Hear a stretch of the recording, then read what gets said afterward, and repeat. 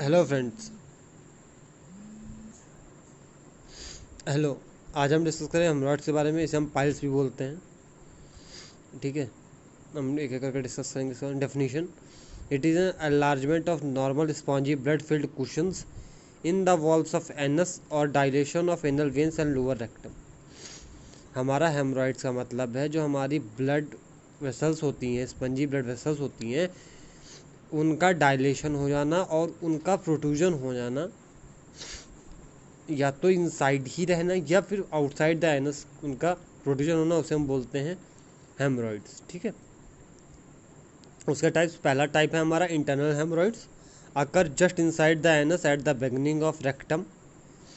External haemorrhoid occur at the anal opening and may hang outside the anus.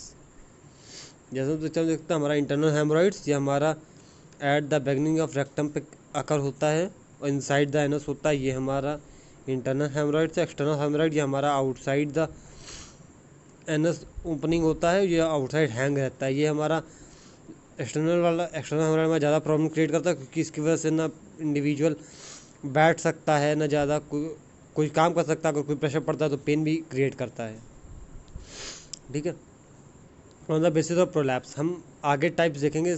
Basis prolapse के basis, पहला first degree, do not prolapse and protrude into anal canal, into an anal canal. मतलब हमारा जो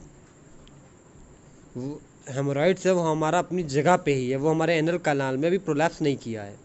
ठीक है, second degree, prolapse outside the anal canal during defecation but reduce spontaneously. हमारा second degree में क्या होता है, डेफिकेशन के टाइम पे जो हमारा प्रोलैप्स होता है वो आउटसाइड आ जाता है एनल कैनाल में, लेकिन डेफिकेशन के बाद फिर वो रिड्यूस हो जाता है, अपनी प्लेस पे आ जाता है। थर्ड डिग्री में prolapse to the extent that they require manual reduction. हमारा थर्ड डिग्री में इस लेवल तक हमारा वहाँ पे हो जाता है प्रोलैप्स की, अब उसको सर्जिकली ही हमें रिड्यूस करना पड़ेगा। ठीक है, मतलब उसका हमें सर्जिकल मैनेजमेंट ही करना पड़ेगा। फोर्थ डिग्री पे prolapse to the extent that they may not be, हमारा फोर्थ डिग्री में इस लेवल तक एक्सटेंट तक हो जाता है हमारा प्रोलैप्स कि उसको हम रिड्यूस कर ही नहीं सकते, वो अब उतना ही रहेगा, जितना हो गया वो हो गया। ठीक है, हम पिक्चर के हिसाब से देखते हैं। हमारा ग्रेड वन हमारा अपनी प्लेस पे है, ज़्यादा एनल कैनाल में भी नहीं आया है। सेकंड वाला हमारा प्रोलैप्स है, एनल कैनाल में प्रोड्यूस करने लगा है। थर्ड वाला डेफिकेशन टाइम पे हमारा ग्रेड टू में आ जा रहा है। ये हमारा ग्रेड थ्री है। ग्रेड फोर में हम इसको सर्जिकली रिड्यूस भी नहीं कर सकते, क्योंकि ये हमारा एनल कैनाल और बॉडी के आउटसाइड में प्रोड्यूस करने लगा है। ठीक है, आगे देखते हैं कॉजेस। सबसे पहला chronic constipation, prolong standing and sitting की वजह से हो सकता है, प्रेगनेंसी में हो सकता है, tumour in colon due to rectal surgery, किसी रेक्टल सर्जरी में इन्फेक्शन की वजह से भी हो सकता है, पोर्टल हाइपरटेंशन, ओबेसिटी की वजह से, इन्फेक्शन, अगर कोई इन्फेक्शन हो गया इंडिविजुअल को उसकी वजह से भी हो सकता है। Pathophysiology, increase abdominal pressure leads to dilation of anal vein, chronic constipation leads to abdominal pressure till long time, permanent dilation of anal veins, bleeding from veins. हमारा सबसे पहला, किसी भी कॉज की वजह से हमारा एब्डोमिनल प्रेशर इंक्रीज होगा। जब हमारा एब्डोमिनल प्रेशर इंक्रीज होने से एनल वेन्स पे प्रेशर डायलेशन हो जाएगा, उनका ब्लड सप्लाई इंक्रीज हो जाएगी, जिसके वजह से हमें क्रॉनिक कॉन्स्टिपेशन होगा। जब क्रॉनिक कॉन्स्टिपेशन होगा उसकी वजह से हमारा जो एब्डोमिनल प्रेशर है वो लॉन्ग टाइम के लिए इंक्रीज हो जा रहा है, जिसकी वजह से हमारा डायलेशन जो है वेन्स का परमानेंट हो गया।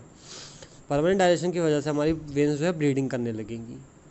ठीक है, किंगल मैनिफेस्टेशन में pain during defecation, melaena, blood in stool, constipation, itching, anaemia, incomplete evacuation, visible palpable mass, bleeding from anus.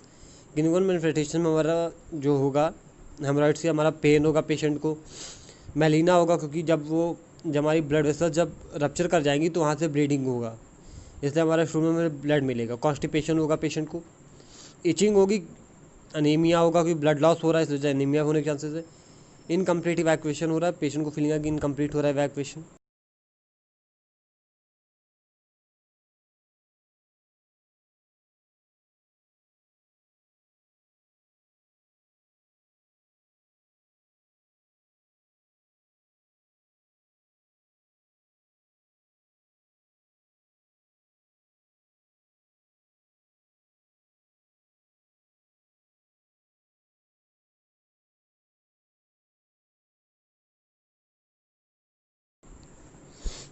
ठीक है।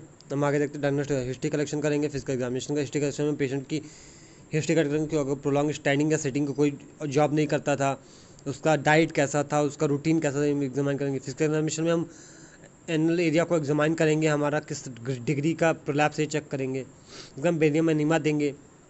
एनोस्कोपी हम एक स्कोप एक ट्यूब होगा जो कि हम एनल कैनाल में इंसर्ट करेंगे और उसके बाद से व्यू करेंगे कि हमारा जो है हेमोरॉइड वो किस लेवल का है, किस साइज़ का, किस लोकेशन पे है। सिग्मोइडोस्कोपी यहाँ पे हम सिग्मोइड कोलन में सिग्मोइड कोलन तक इंसर्ट करेंगे ट्यूब फ्लेक्सिबल जिसमें कैमरा टिप पे लगा होगा, उसके बाद से हम व्यू करेंगे पूरा। प्रोक्टोस्कोपी करेंगे हम, ठीक है। मेडिकल मैन में सबसे पहले स्टूल सॉफ्टनर में मैग्नीशियम सल्फेट देंगे, हाई फाइबर डाइट देंगे, अवॉइड स्ट्रेस ड्यूरिंग डेफिकेशन। हमारा पेशेंट से कहेंगे कि डेफिकेशन टाइम पे ज़्यादा स्ट्रेन नहीं देना है। एनाल्जेसिक्स पेन के लिए देंगे, एंटीबायोटिक्स इन्फेक्शन के लिए ट्रीट करने के लिए देंगे। Less pressure on bulge parts, हमारा अगर कोई पार्ट बल्ज आउट हो रहा है नोकनाज उस पर प्रेशर लेस होना चाहिए।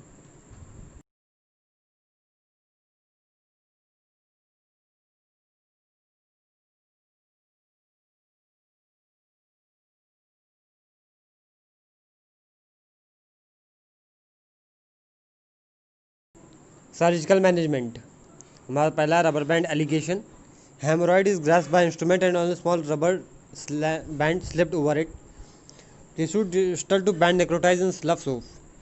जैसे हम पिक्चर में देखते हैं हम क्या करते हैं, जो हमारा हेमोरॉइड पार्ट होता है उसको हम ग्रास्प करते हैं टिश्यू से, एक मतलब इंस्ट्रूमेंट से हम ग्रास्प करते हैं। उसके बाद हम उसके डिस्टल एंड पे हम एक रबर बैंड लगा देते हैं। रबर बैंड लगाने की वजह से उसका ब्लड सप्लाई, न्यूट्रिएंट सप्लाई सब ऑब्स्ट्रक्ट हो जाता है, जिसकी वजह से वो जो उससे मतलब जहाँ पे हमने रबर बैंड लगाया उसके नीचे जितना भी पार्ट होगा वो नेक्रोटाइज हो जाएगा और डेथ हो जाएगी और वो स्लप ऑफ होके उसको फिर हम रिमूव कर देंगे, ठीक है। हमारा रबर बैंड लाइगेशन होता है पहला सर्जिकल मैनेजमेंट। दूसरा haemorrhoidectomy, it refer to surgical removal of haemorrhoid. इसमें हम क्या करते हैं, एनल एरिया के आसपास में इंसिजन लगा के हम ओपन करते हैं। उसका उस जो हमारा हुआ है हेमोरॉइड पार्ट जो प्रोट्रूड हुआ उसको हम बाहर निकालेंगे, उसको हम सर्जिकली कट डाउन करके रिमूव कर देंगे और फिर वहाँ पे हम स्टिचेस लगा के स्टिचेस लगा के हम सूचरिंग कर देंगे। जैसा कि हम इस पिक्चर में देख सकते हैं, ए वाला हम देखेंगे, ए वाले में हमने बाहर निकाला, बी वाले में हमने कट डाउन करके हटा दिया और जहाँ से हमने कट डाउन किया वहाँ पे हमने स्टिचर लगा के सूचरिंग कर दी। और सी वाले में हम देखते 3 जगह पे जो सूचरिंग हुई है वो हम एनल एरिया के आसपास में स्टिचेस लगाएंगे क्योंकि हमने वहाँ पे ओपन किया था हेमोरॉइड को बाहर निकालने के लिए, ठीक है।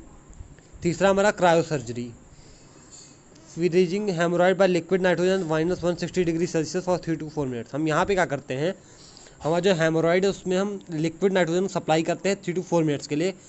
हमारा लिक्विड नाइट्रोजन जो होता है -160 डिग्री सेल्सियस टेम्परेचर क्रिएट करता है, जिसकी वजह से हमारा जो हेमोरॉइड होता है वो बहुत ज़्यादा कोल्ड होके वो अपने आप ही वहाँ पे डेथ हो जाती है सेल्स की, ठीक है। फोर्थ हमारा laser therapy, high energy beam हम फोकस करते हैं हेमोरॉइड पार्ट पे, जिसकी वजह से उसका हम ट्रीटमेंट करते हैं, ठीक है। मेनली आपने वीडियो में डिस्कस किया हेमोरॉइड के बारे में, हमने देखा उसकी डेफिनेशन, उसके कॉजेस, उसका टाइप्स हमने देखा कि उसका टाइप्स इंटरनल एक्सटर्नल और on the basis of prolapse हम देखा हमने, 1st degree 2nd degree 3rd degree 4th degree, उसका हमने क्लिनिकल मैनिफेस्टेशन देखी, पैथोफिजियोलॉजी देखी, डायग्नोस्टिक वैल्यूएशन देखा हमने उसका, फिर हमने मेडिकल सर्जिकल मैनेजमेंट देखा। Thank you.